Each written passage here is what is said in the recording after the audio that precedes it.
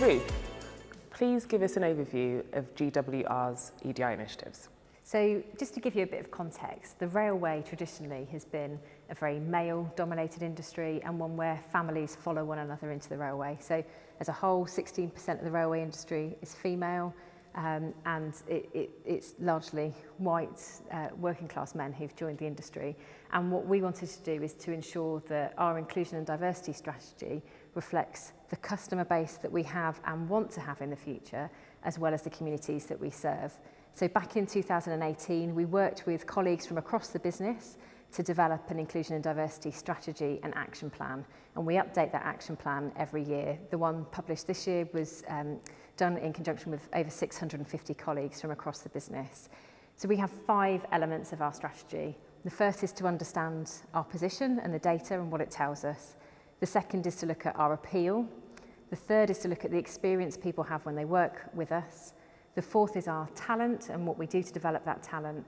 And the final piece is the voice and partnerships that we make. And the strategy covers both what we do with our customers and with our colleagues so that we get that to best effect. That's fantastic, thank you for that. But how do you measure those new initiatives? So there's a number of things that we do and therefore a number of measures that we look at. So for example, we have an inclusion action board that we established within the organisation that is populated by colleagues and led by an independent chair. So they work for the organisation, but they are there to challenge me and the executive team to say, you're not doing the right things or you're not delivering what you promised.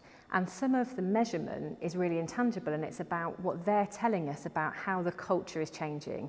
Are conversations different as a result? Are there more colleagues who are prepared to be open about their sexuality, their disability, to tell their stories to their colleagues that they wouldn't have told it to otherwise? And that's one of the measures of success.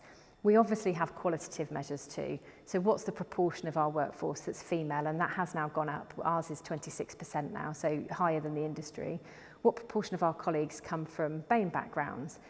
Who's applying for jobs on the railway? Are we really broadening our reach? And are they successful through each stage of the process? So we measure things like that. But we also look at how social media presence and sentiment changes. So as a result of some of the external things that we do, like setting up Trainbow, which was the train that we put on for Pride, or the recent train naming for Sir Paul Stevenson over in Bristol.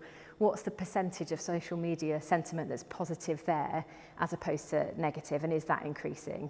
And the final measure we look at is the Net Promoter Score, because we very much believe that if we're giving a great customer service, that's because we're thinking about the individual needs of all of our customers, and they're more likely to recommend us to colleagues. So what we do in the organisation should ultimately give us a benefit through that Net Promoter Score increasing.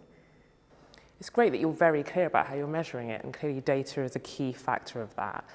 But I suppose my question to you is, what advice would you give to other organisations that are looking to implement EDI initiatives? So I would say measuring it's hard, but doesn't mean you should stop trying.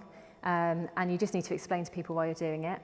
I think involving colleagues is so important. As senior leaders, we do not have the exclusive right to great ideas, and lots of people from across the business have come up with ideas that are part of our strategy that we would never have thought of. So really do engage people. But I think ultimately the most important thing is to do it with kindness and to have the conversation with kindness.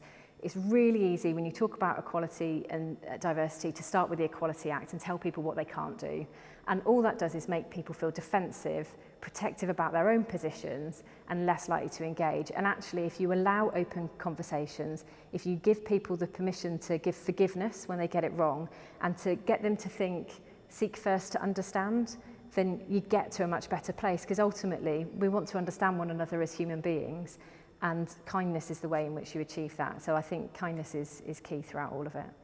That's fantastic. And this week, actually, Friday, it's World Kindness Kindness Day. Yeah. So that's fantastic. Thank you so much for your time, Ruth.